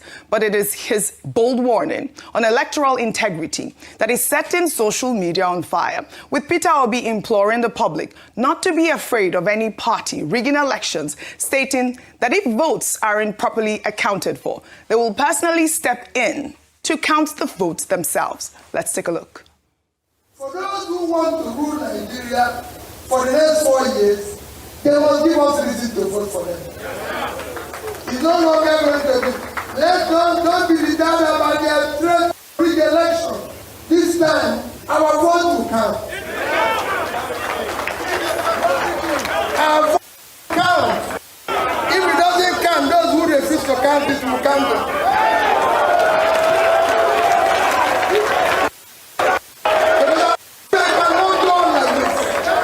We have a country. This country must work. People can no longer take us for granted. All right, I'll take a reaction from Nonso, who wrote, "That's the spirit Nigerians want to hear. Elections should be decided by the people, not by manipulation or intimidation. Every vote must count in 2027. If they refuse to count the votes, we will count them." And I hope that this is the spirit out there for Nigerians. Well, during his speech, Peter Obi also pointed to his shared belief with former Kano State Governor Rabiu Kwankwanso that the child of nobody can be somebody. Meanwhile, the OK ticket is already drawing fire from overseas. Former U.S. Mayor Mike Arnold has sparked fierce reactions online, declaring that a potential Obi Kwankwanso presidential ticket will be a national disaster, saying that he is not okay with an Obi Kwankwanso ticket, and neither should Nigerians be. Arnold, who says he has an open mind about Peter Obi, insists that Kwankwanso is where he draws the line, accusing the former Kano governor of links to terror and extremist networks, alleging involvement in corruption scandals, and describing him as a sniveling bootlicker who has switched political parties 5 times without ever abandoning his loyalties. Arnold specifically called out Kwankwanso's declaration of Sharia law in Kano in the year 2000 and the establishment of the Hizbah board, stating that it is the reason why he will actively oppose any ticket with Kwankwanso on it. Now, Rufai, Mike Arnold is, a former U.S. mayor, not a Nigerian voter. And, some Nigerians online have pushed back hard on his right to weigh in on Nigerian politics. But, his post lands at a sensitive moment with U.S. Congressman Riley Moore and Chris Smith having earlier this year recommended sanctions, asset freezes, and visa bans against Kwankwanso for alleged severe religious freedom violations. Now, the OK movement has momentum, but clearly not everyone is okay with it. Like, your thoughts? So fact check. As regards Kwankwanso declaring what's it called, Sharia law. Yeah. In fact, because I remember that thing had been said before, and somebody came to defend Kwankwanso's position here. Yeah. And they said during the first time as governor, in fact, he was initially reluctant to implement Sharia law, but eventually signed a private member Sharia's bill into law. In fact, Kwankwanso was one of the last northern governors to implement Sharia, as he feared it would disrupt social cohesion. All right? So that's just some fact check on that. But Mike Arnold has his right to be able to make his decision or political slant or anything. Yeah. The main slant for me will be that about what Obi said. And I think, Oji, we must get to a time where we say enough is enough as regards people that think they can rig elections. And we must not give ears to the shambolic way politicians do things. Look at the party primaries, for instance. Counting disaster in the ADC and the APC. If both political parties think they can fix this country and they can't do common internal democracy, and even with other political parties, then it's shambolic. In fact, I just saw someone when I was coming in. He said it from APGA. He said he was robbed. He was coming to see us. Oji, we've been getting messages from all political parties that they've been robbed one way or the other. Somebody was talking about PRP. I think Donald Duke has emerged candidate in PRP, and that is his running mate. Somebody was, one of the co-running mates who also said they were hard done. You get, so almost every political party have not been able to fix the cases of internal democracy. And it's a big problem. For them to now think they have the temerity to rig, please, they should stop the rubbish they did in 2023. We remember what happened to Jennifer. We remember how some people carry Oro. Please, they shouldn't do it this time. Let the votes of the people count. And we beg them in the name of God. And that's just what Obi is saying here. Oji, yesterday, had a chilling conversation with a young man that told me that he used to be a political talk as at 2010. How they paid them 50,000, how they bought guns for them, how they went to do charms for them to be able to disrupt elections in polling units where their opposition is winning. We cannot go back to that same country. If you truly think that you love this country so much and you want to serve the people and it's not your interest, if the people choose you, you will accept. But you must not fraudulently put yourself in place. And that's what we keep saying. So, and please, we have to beg INEC. We are sick and tired. We must not hear the technical glitch that brought forward last year that have not been able to tell us what transpired. Right. The same technical glitch that only affected the presidential election. We are sick and tired of all of this shenanigans. We are sick and tired of all of this manipulation. Nigerians will just want to breathe. Oji, we are celebrating Children's Day today, but children are in captivity. We have seen the cost and the reason for bad leadership consistently, not only in this administration, but in subsequent administration. We have seen the fact that military is not properly funded, but people's presidential fleet is funded. Oji, we cannot go through all of this turmoil again. We have seen teachers beheaded. We need leadership that works. All right. Just a small caveat. Quickly. Now, why we all want free, fair, credible elections, there's even a group called Movement for Credible Elections, MCE, led by Professor Patutomi. Professor Patutomi was the first person, I think, on this table to say that in the 2027 elections, that the MCE or the opposition will have what they call their own alternative IREF portal strategy, and that they too will count the votes and also announce the votes. It's more or less what Mr. Peter Obi is also saying, that look, we will count the votes ourselves and announce the votes. The caveat is that it is only INEC, the Independent National Electoral Commission, that has powers under the law to announce election results, to set up IREF portal. Even the media cannot go ahead and be announcing final results on behalf of INEC. So it's a matter of law. Right. And that could create confusion if the opposition parties decide to announce their own numbers and you have a numbers confusion. And these political parties we have seen do not even have people who have basic education in simple arithmetics. Arithmetic is very important. We have seen plenty of people. And as for the other man that you mentioned, is it Mike Arnold? Yes. I know he has written a book on Nigeria, Epicenter. He has made statements about, Christian genocide in Nigeria. Does he have a PVC, a permanent voters card? Where is his word in Nigeria? Which party does he belong to? But in any case, we have, we are part of a global community. Right. So anybody can comment. Whatever and in his own case, being an American, he will call First Amendment. All right. And say he can talk globally and anyhow. All right. After all, President Trump is also, All right. All right. He doesn't have a... meddling in other people's affairs. He doesn't have a PVC, but at the end of the day, every Nigerian vote must count. Let's now take some reactions to the growing chaos in the ADC after former Transport Minister Rotimi Amechi publicly rejected the party's presidential primary results, alleging mass voter disenfranchisement and electoral malpractice in a post on X that has since racked up over 1 million views. And Vimbai, I'll take some comments and I'd like for you to chime in here. This is from Hamlet. He wrote, "This must be condemned in the strongest terms. How can ADC stoop so low just to protect the ambition of one man? We must resist this injustice. And we're calling on all comrades to stand behind Amechi.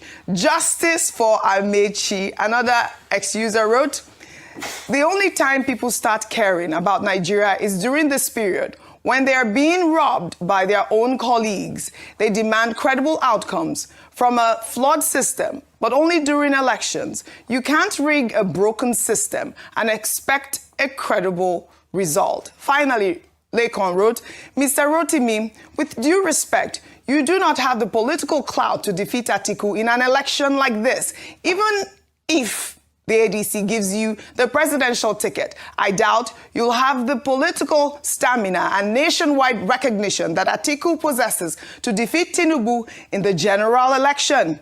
It is impossible for everyone to become president at the same time. Therefore, all of you must unite and support whoever emerges as the party's candidate if the goal is truly to remove the APC government from power. And of course, that is his thought right there. And also re-echoing, you know, some of the thoughts of Nigerians. I mean, but everyone knew, I mean, just a layman didn't know.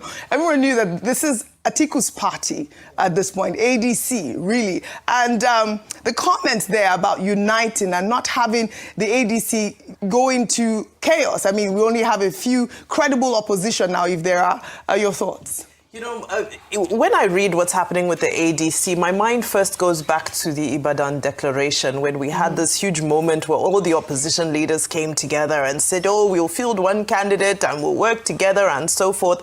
And now you see how much this has fallen apart in just such a short period of time. What's happening with the ADC primary, although they're still collating, I believe collating will resume this evening at 8 p.m. But as of the time they closed yesterday, Atiku Abubakar was in the lead with over 1.3 million votes, and Rotimi Amechi was trailing in second place with just about 248,000 votes. He had won Akwa Ibom and Ebonyi State, according to this results collation that he is saying is flawed. Of course, Hayatuddin is also saying that the process is flawed. Now, Bolaji Abdullahi, who's the National Publicity Secretary, had said that this type of exercise of direct primaries, nationwide direct primaries, was almost like needed an INEC level of logistics to execute, which we know they simply do not have. So I think the process was bound to be flawed from inception, and they really should have tried their best to work out a consensus arrangement. Well, this is where they are now, and it has been said from time immemorial that the one man that is guaranteed to win any primary election is Atiku Abubakar.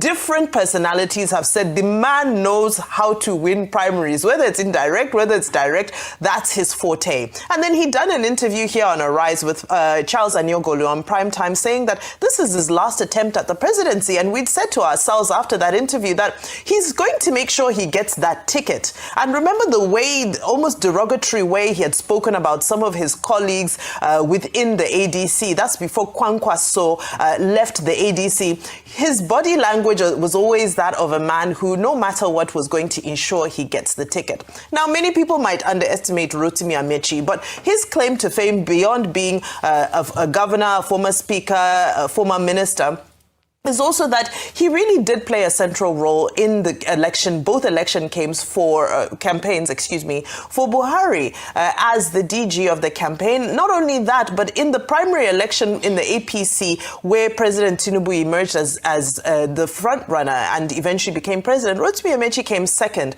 So when it comes to the logistics of primary elections, people say that, well, give him his credit. He knows how to run an election. He may not have the name visibility of an Atiku nationwide, but those are the conflicting issues. Unfortunately, with numbers being counted from 50 to 100 to 2,000 that we saw across the country, how many agents do they even have? 8,809 wards. A party of, what's the membership register of the ADC? We'll continue to see, but it looks like Atiku has certainly swept this one.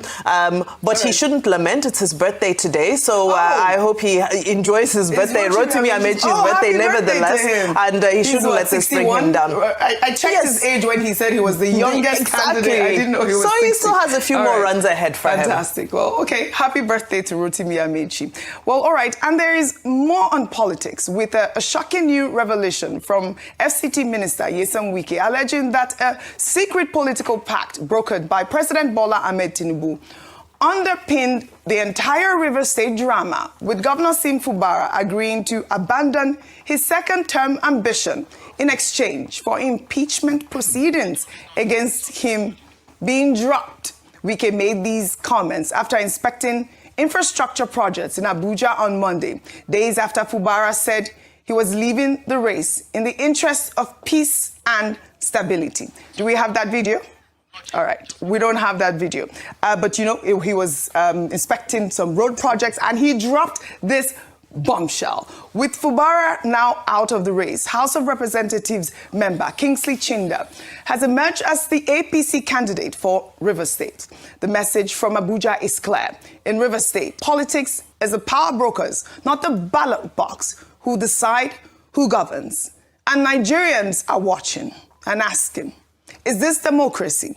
I mean, that was such a bombshell because obviously, why did he even go and get a ticket if he actually brokered a deal, Dr. Abati? No, it's not a bombshell. It is, you knew that was it? It is foreseeable. It has always been. Yeah, I mean, we always it is foreseeable. When the crisis in Rivers State started, right. Nyesom Wike, who I've said is an amphibious politician, one leg in APC, one leg in PDP. He influences politics in APC.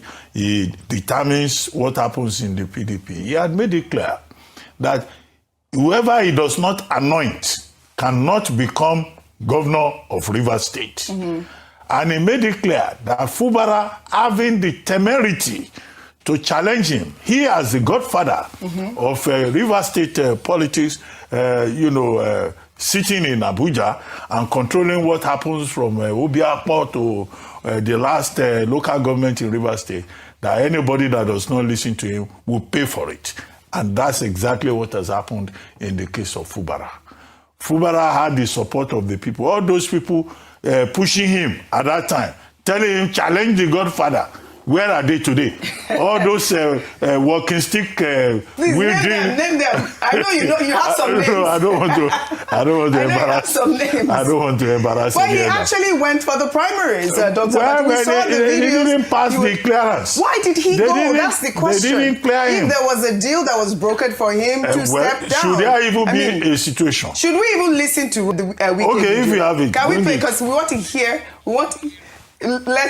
Let us listen. Let's listen to Wike. I'm not surprised that the governor withdrew. In the first place, he ought not have collected the form because the agreement was reached that the impeachment should be dropped while he should also not talk about second tenure. And so, for me, I'm not surprised that he has to withdraw at that stage. But the collective form first didn't show sign of gentlemanship.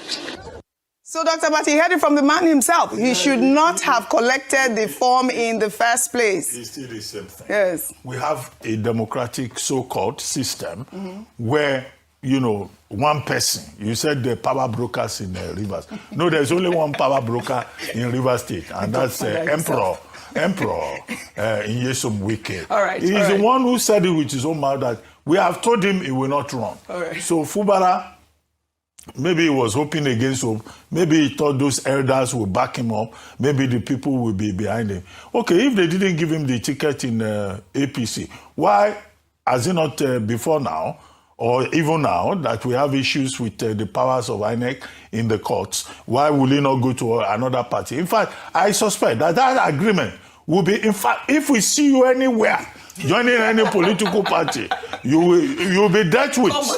No. That's the kind of democracy they have in Rivers State. And the people really we have to pity are the people of Rivers State. All right. One man dictating to them, and then Fubara, just have you heard from him? No. Since they told him that he is not the anointed person. All right. The person who has been anointed, we are told, is Kingsley Chinda. Yes. Not by power brokers, by one man called Nyesom Wike. And I hope that Kingsley Chinda, I hope he has learned from the example of Fubara. Yes. Because now that Fubara has been tested and dropped, if he misbehaves too, the main man, the emperor will speak.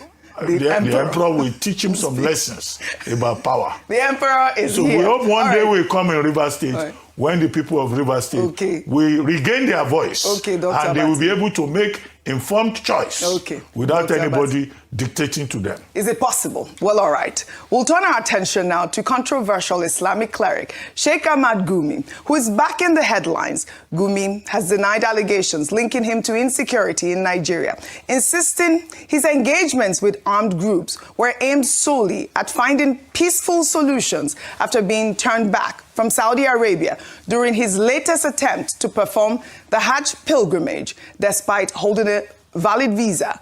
Saudi immigration officials denied him entry into Medina Airport, with authorities citing his views on world politics as a reason for their discomfort. Let's take a look. I have no any association. I don't have any hand. I don't do anything to encourage or to promote insecurity in Nigeria. But on the contrary, I'm a peaceful citizen who loves his country more than anything, more than any country beside God.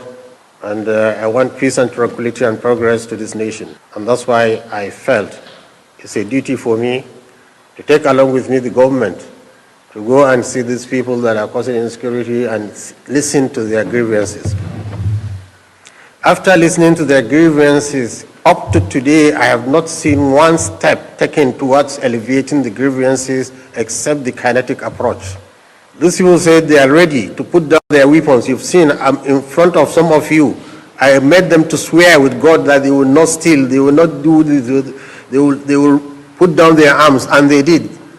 They swear with God in front of you people, yet people are still saying we are here to encourage them. And Rufai, Gumi's denial of terrorism links is what is raising eyebrows right now.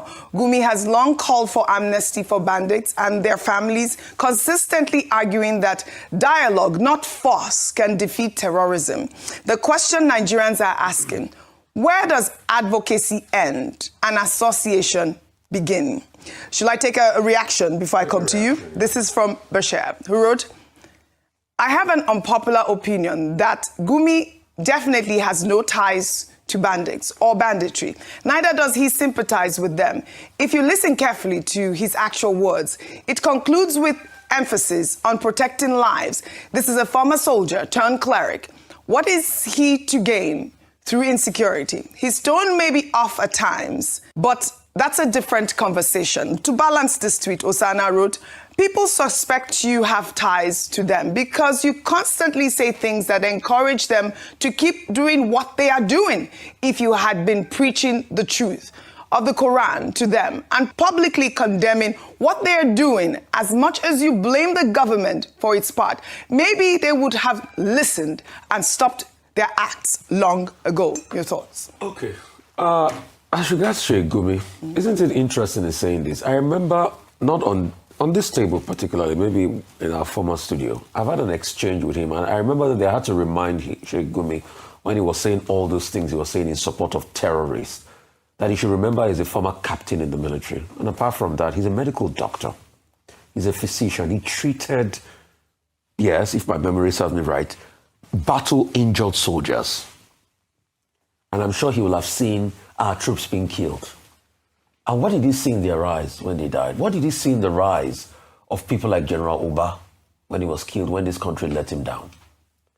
And when you advocate for people like that, what happens to his esprit de corps? So him saying that he's got no links, it's quite shocking today. Because he has spoken even more than people that have links or whatever. He has advocated more. He has pretty much, in effect, told us that, oh, there's a justification because they've been impoverished. Oh, gee, have we not all been impoverished in this nation? Do everybody carry guns? Do everybody carry guns to kill and slay and maim other lives? So him trying to say this today, he should tell that to the birds. He should change his rhetorics. And all of the peace deals he's trying to make, all of them are fall to naught. Are they not the same people that made a deal around Katsina? What happened afterwards? Did they not go back to killing people? So please, Sheikh Gumi should tell that to the birds. We don't Rafael Emerson says, what you do speaks so loud, I can't hear what you say. What Sheikh Gumi has done as regards this banditry matter speaks so loud, and now that he's telling us that he's got no links to them, I can't even hear what he's saying now. This man has advocated. He has been the hype man. In fact, he has become the media agency for the advocation of rights of terrorists in this country. Let's call it spade a spade. Let's stop deceiving ourselves. For Fubara, I said something the earlier time we had this conversation that Wiki knows why he picked Fubara. And I will read something to you. This was Premium Times, 26 May 2022. Right. Around the same time, 4 years ago. He said, despite being declared wanted by EFCC, former Attorney General then Fubara wins PDP governorship primaries. And he talks about days after being declared wanted by EFCC, Similaye Fubara clinched the PDP, primaries. And the story also talked about how he was being wanted by EFCC. So the case is clear. They were talking about 435 billion fraud. I don't know if they've settled this matter. But him being governor definitely shielded this matter from going ahead. I don't know. EFCC can correct me on that. I don't have all the information. Secondly, when all of the manipulation started, what I was saying is not a bombshell, is that he will have definitely agreed to some terms and conditions. And those terms and conditions, definitely, he didn't tell us because it was not just going to be for free for him not to have impeached the second time. But you see, where Fubara fails to realize is that these people, despite the fact that they've humiliated you with a state of emergency, that you were off power for months, they still hold you by the jugular if a case like this EFCC one has not been settled. Right. So in the end, you are not governor again. Right. You are being seen as somebody that cannot stand up for yourself. I don't want to call you the C word. And this was the same you that took a lot of the stakeholders, Dr. Abati, you were talking about. And you were shouting, Fubara, they tell you something. If you go follow Tinubu, no follow Kona. Fubara, they tell you something. You were the one that was walking on the streets of Rivers. Only God knows what happens to the Rivers State House of Assembly. All right. And after all of this, see the shenanigan you're pushing around. All right. Well, all right. Okay, we're going to continue on this conversation. Earlier on the show, we said that we'll be reading your comments. So let's take a quick reaction on Sheikh Gumi's story from our YouTube live feed. And this is from Richard. He says, there's something the federal government is not telling us about Gumi, who was denied entry into Saudi Arabia. But here, he's been treated like a VIP. All right, we'll go on a short break now. When we come back, What's Trending will continue. Stay with us.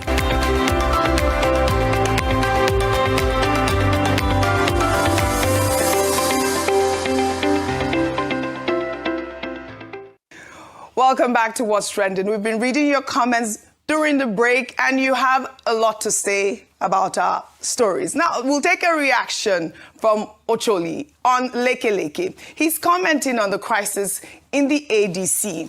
Ocholi says, Ojiokwe, what's happening in the ADC further validates Peter Obi's stance on leaving them.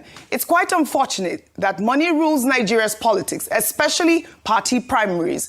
We just want a good, safe Nigeria. I am enjoying their thoughts at this point. I'm happy that people are contributing to this conversation about our vote being, respected during the 2027 elections. Now, before we take our milestone, let's highlight a hilarious video that has gone viral on social media platforms, which shows a pastor on an unidentified beach in Africa attempting to part the sea like Moses in the Bible.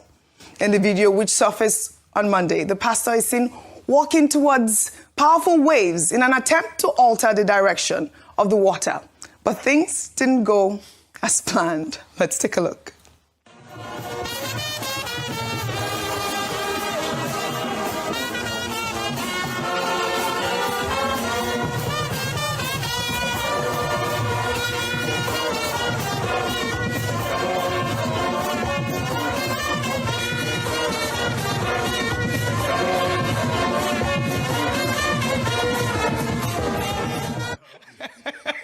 What did you say? She waits. You should have. What happened to this man? I mean, now, the internet is calling it the Red Sea moment gone wrong. The pastor remains unidentified, but social media is convinced this African Moses moment happened right here in Lagos, Nigeria. The Red Sea parted for Moses, but what are we saying now? The Lagos Lagoon, no be Red Sea. Oh, what is happening here? Dr. Abati, your thoughts? Well, was it just 2 days ago Yes. that I was saying, many of these pastors, they misinterpret the Bible, and many of them are just either skit makers, content creators, or motivational speakers. And this is yet another example. Of course, this man went to the ocean carrying a stick. I thought Moses used, a rod, and the context was biblical. It was spiritual. But he thinks he can recreate it. Why was he running away from the surging tide? He should have waited. You showed a lack of faith. Yes, he should have spoken truth to power and be like the prophets of old. The man ran away. Even the people behind him, all these people who go to church to just clap, they too were shocked. And that's why we always say, look, don't go to church to worship the pastor. Let your relationship be between you and your God.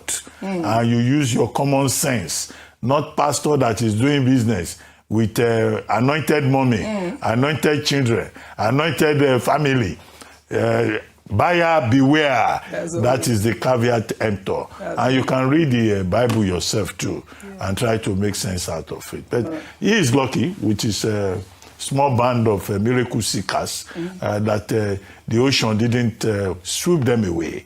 Otherwise, we would have been commenting on the mercurial nature of nature and the conflict between man and nature. All right, you should have waited.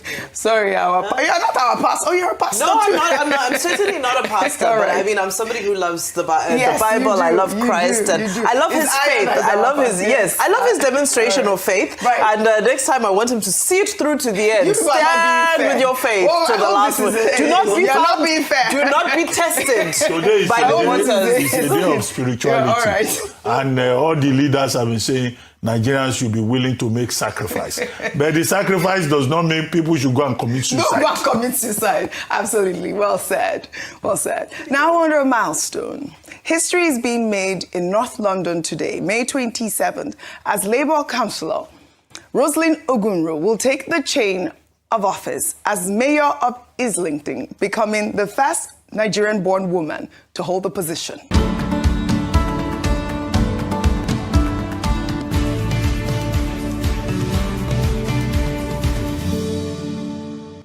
At 73, Ogunro's career has spanned broadcasting, community advocacy, the London Symphony Orchestra Choir, and political organizing. Before stepping into civic office, she worked with the Citizens Advice Bureau, helping ordinary residents navigate bureaucratic challenges. She also spent years with the London Symphony Orchestra community, adding culture to public service. But here is what makes her story remarkable for Nigerians. Some may remember Rosalind Ogunro as the duty announcer on Radio Nigeria, who professionally and calmly handled a group of soldiers who attempted to take over the station after assassinating former head of state, General Murtala Mohammed, in 1976. She faced armed soldiers trying to seize power, and she didn't break. 50 years later, she's taken another seat of power, this time by democratic election, not military force. Friends and colleagues, congratulations to Rosalind Ogunro from all of us at Arise News, from facing down soldiers during a coup attempt in 1976 to becoming mayor of Islington in 2026. That's a 50-year journey of resilience, service, and quiet strength. Nigeria is proud of you. Now to our good news report. Nike has announced a new Nigeria-inspired campaign between the sportswear brand and some of Nigeria's brightest stars, including legendary Nollywood actress Patience Ozokwo and football legend JJ Okocha.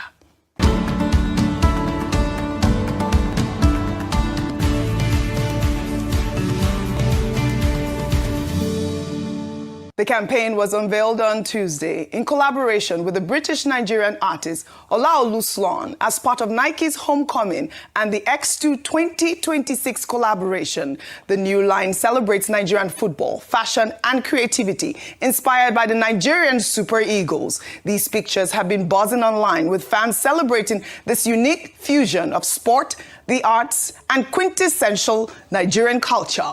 Patience Ozoko even posted a clip of herself in the kit, captioned, "This shoot was everything and more."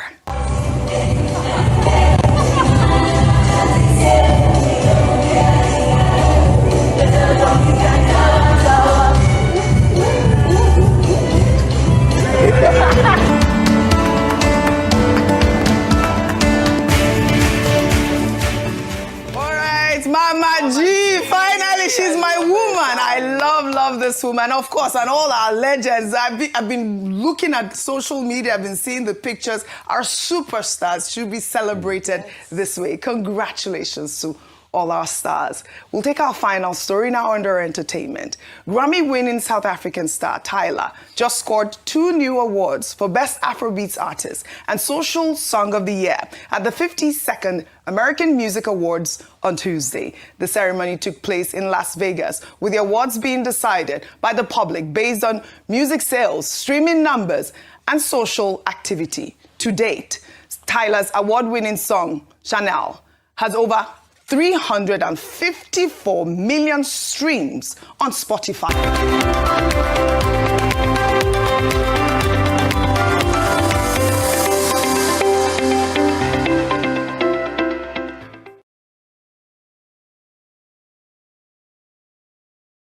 Atiku Abubakar, he was not the only one that was rigging the ADC presidential primaries.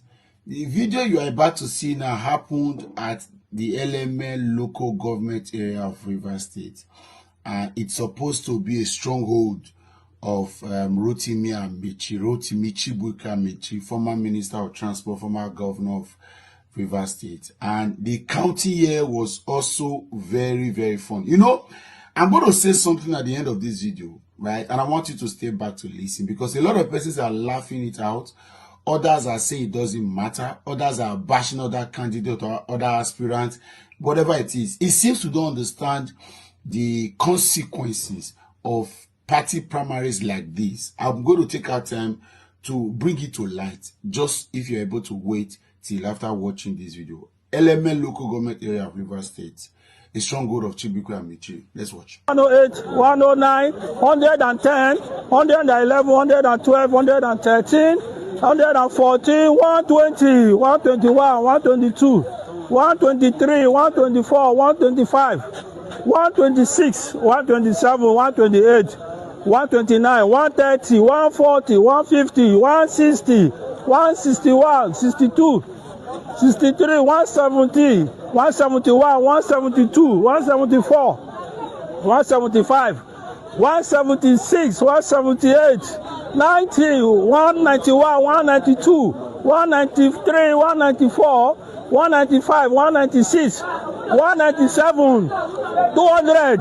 201, 202, 203, 204, 205, 206, 207, 208, 209, 230, 231, 233, 234, 235, 236, 237, 238, 239, 250, 251, 252, 53, 254, 255, 256, 257, 258, 260, 261, 262, 263, 264, 265, 266, 267, 268, 269, 270.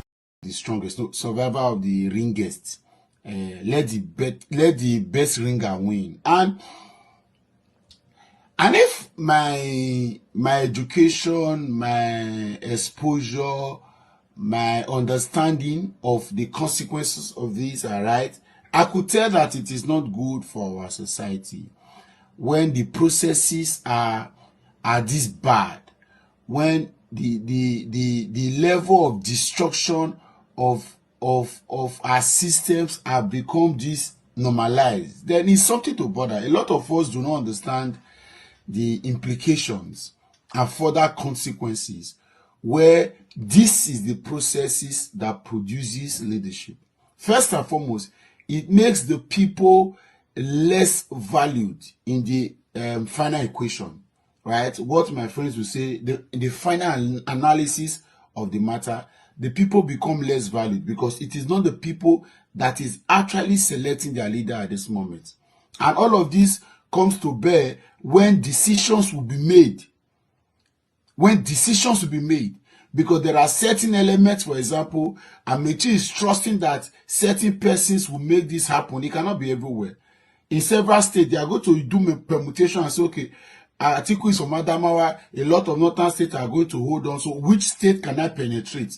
Some state will submit, some chairman will come, so we collect money and say, okay, I can do XYZ for you from this state, and because of that, I require this. At that point, in all of these negotiations, and this is not just about ADC, it happens in most of these parties. In all of these negotiations, the people are no longer the equation. The focus not about the people. Where power finally comes, right, those persons become the first layer of beneficiaries.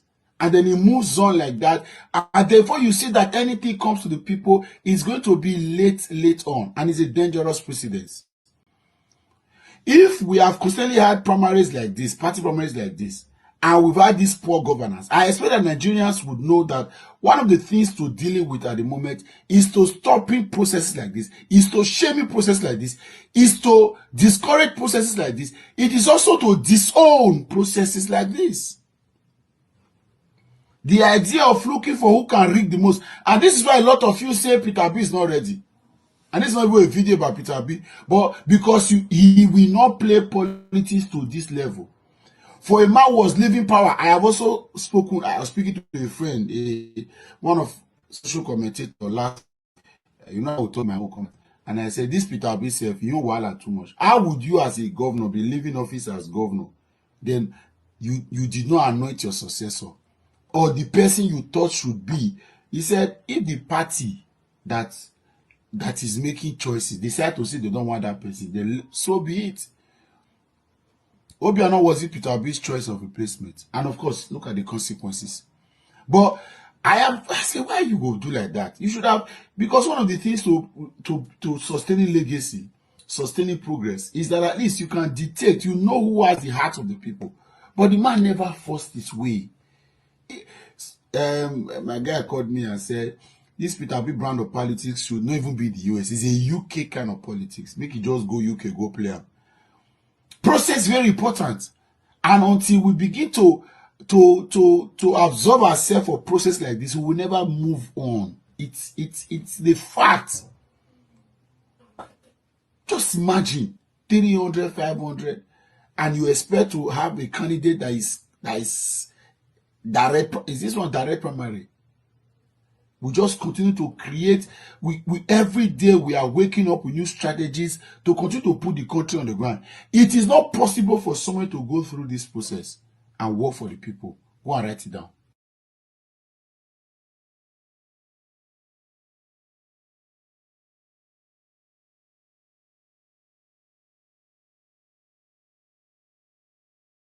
Everybody criticizes your pastors and spiritual leaders. Some of you rush to say, are pastors the problem, that government is the problem. No, that is exactly where many of you are getting it wrong. Thank you very much. Ladies and gentlemen, kindly step.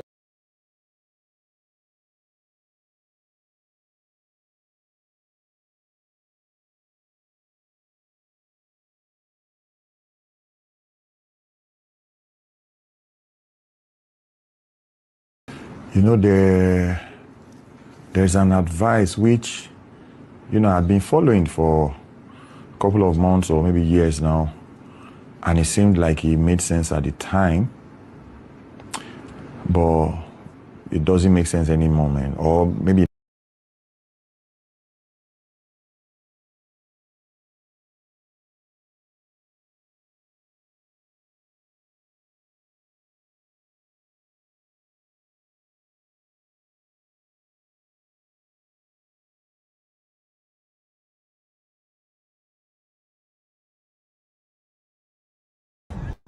Pick out the valley, pick. Kí ló ṣẹlẹ̀? What's up? They won't enter now, they go full for that part. Ó yá, èyí tẹ́ bá lè gbẹ̀yìn mọ́tò yẹn kú.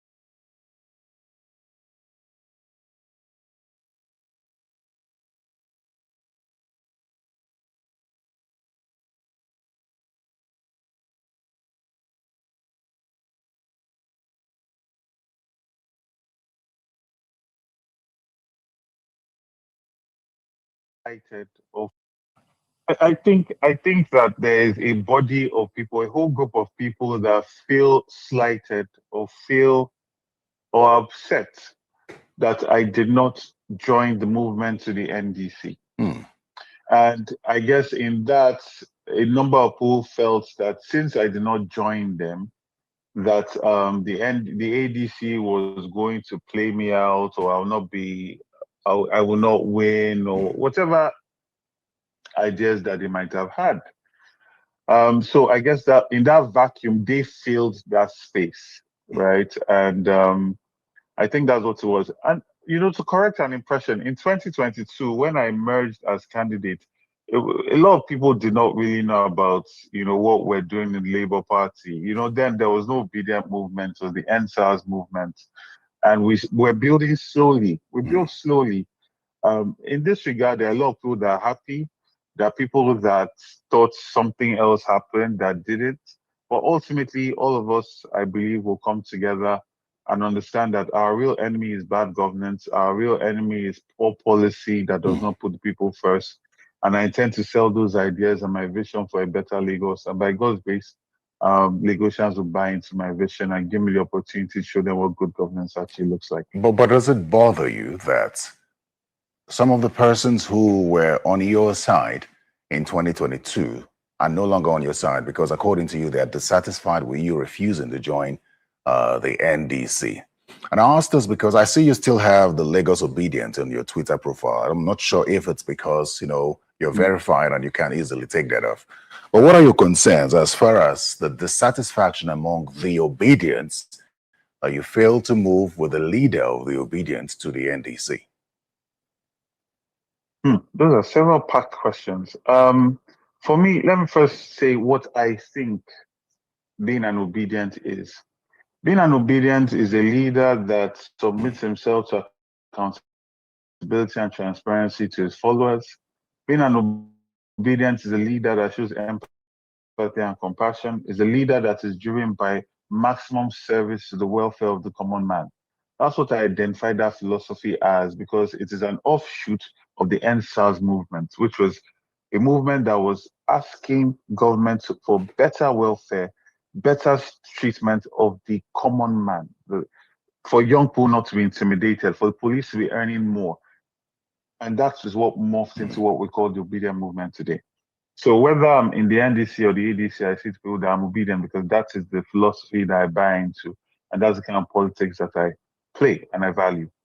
In relation to people not being happy, it's completely understandable, right? It's completely understandable, especially in a movement. People want to feel that we are all united, we are all together.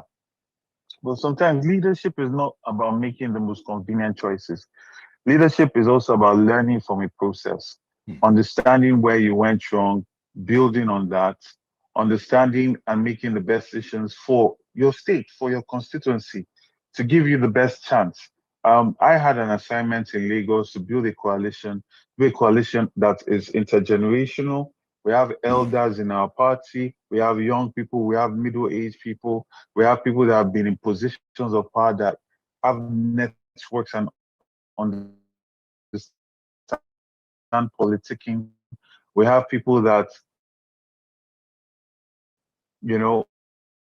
on machinations of action that we have generation. We've built a coalition of all tribes, of all people, of all ages, be able to face the establishment in Nigeria. It's very, very important to understand that. And you need that type of coalition that shows faces of in Nigeria, especially in Yoruba land, a lot of Yorubas, a lot of Hausas, a lot of Igbos in Nigeria representing Nigeria, the face of Nigeria represented in the party, so that nobody can do this divide and rule that they always like to do to distract us from facing the real issue, which is bad governance, mismanagement of our commonwealth, and pocketing the state finances by just a couple of people for themselves and their friends, while most Lagosians continue to suffer. Rains have started flooding, rains have started falling now.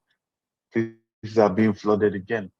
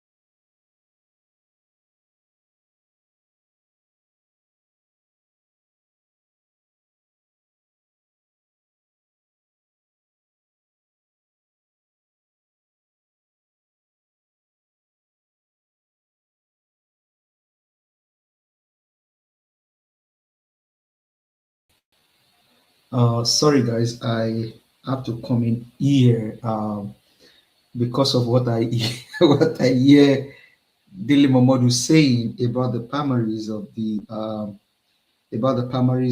their party. It is just, it is honestly very funny and shameful that a man like this can sit on national TV and tell Nigerians that ADC should congratulate itself on a shambolic primaries. What a nonsense are you telling us? This is evil. And I mean, I think there is what is here to even listen to in this nonsense interview. But I mean, for Nigerians' sake, let's just listen and hear what he wants to say.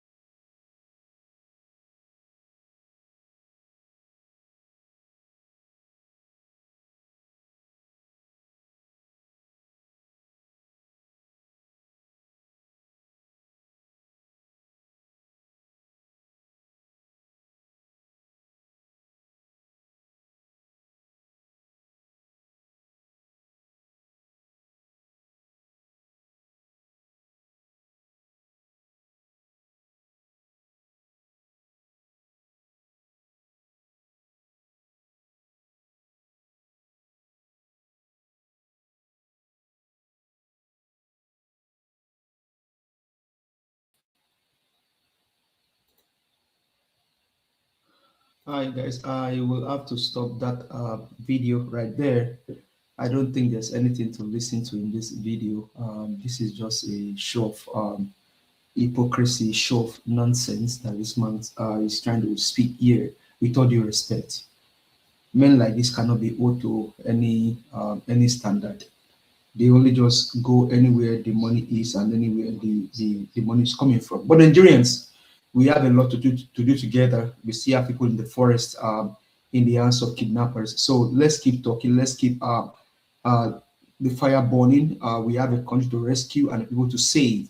Until I come your way again tomorrow or next, please don't stop speaking. Don't stop putting your voice out there. Nigeria is being run aground by criminals. Leaders are not speaking. Most importantly, the Nigerian pastors are not speaking. And I have said it on several occasions on Nigeria Watch Media that Elijah and Elisha fought for Israel.